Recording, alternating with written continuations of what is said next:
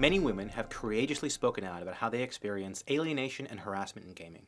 Despite this fact, too many male gamers dismiss the issue as no big deal and insist that there isn't really a problem. One of the luxuries of being a member of a privileged group is that the benefits afforded to us often remain invisible to us. Working towards solutions requires that male gamers become aware of the ways in which we unconsciously benefit from sexism. We can't work to fix something unless we first understand its effects. With that in mind, the following is a checklist of some of the concrete benefits that male gamers automatically receive simply for being men. I can choose to remain completely oblivious or indifferent to the harassment that many women face in gaming spaces.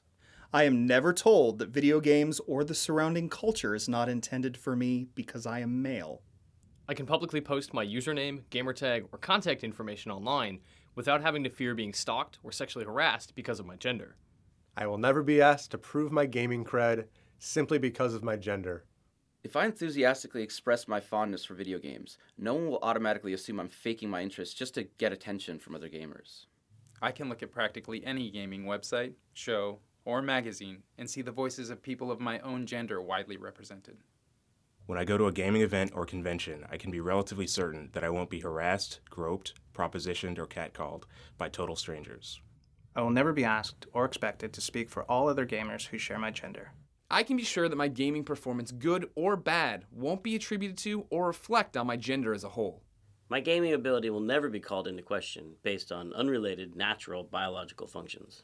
I can be relatively sure my thoughts about video games won't be dismissed or attacked based solely on my tone of voice, even if I speak in an aggressive, obnoxious, crude, or flippant manner.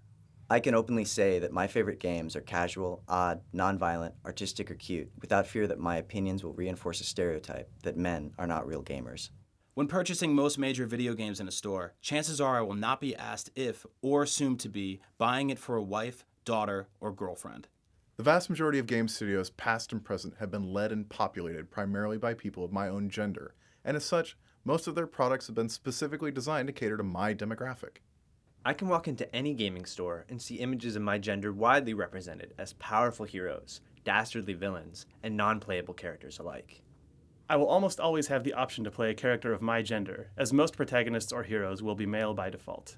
I do not have to carefully navigate my engagement with online communities or gaming spaces in order to avoid or mitigate the possibility of being harassed because of my gender. I probably never think about hiding my real-life gender online through my gamer name, my avatar choice, or by muting voice chat out of fear of harassment resulting from my being male. When I enter an online game, I can be relatively sure I won't be attacked or harassed if and when my real-life gender is made public. If I am trash-talked or verbally berated while playing online, it will not be because I am male, nor will my gender be invoked as an insult. While playing online with people I don't know, I won't be interrogated about the size and shape of my real-life body parts, nor will I be pressured to share intimate details about my sex life for the pleasure of other players. Complete strangers generally do not send me unsolicited images of their genitalia or demand to see me naked on the basis of being a male gamer. In multiplayer games, I can be pretty sure that conversations between other players will not focus on speculation about my attractiveness or sexual availability in real life. If I choose to point out sexism in gaming, my observations will not be seen as self-serving, and will therefore be perceived as more credible and worthy of respect than those of my female counterparts, even if they are saying the exact same thing. Because it was created by a straight white man, this checklist will likely be taken more seriously than if it had been written by virtually any female gamer. These benefits should not be reserved for men. This list is not meant to suggest that male gamers are always treated well. Sometimes we are bullied. Or subjected to online nastiness. But it's not based on or because of our gender. In order to make change, first we need to acknowledge the problem. And then we must take responsibility for it as a community.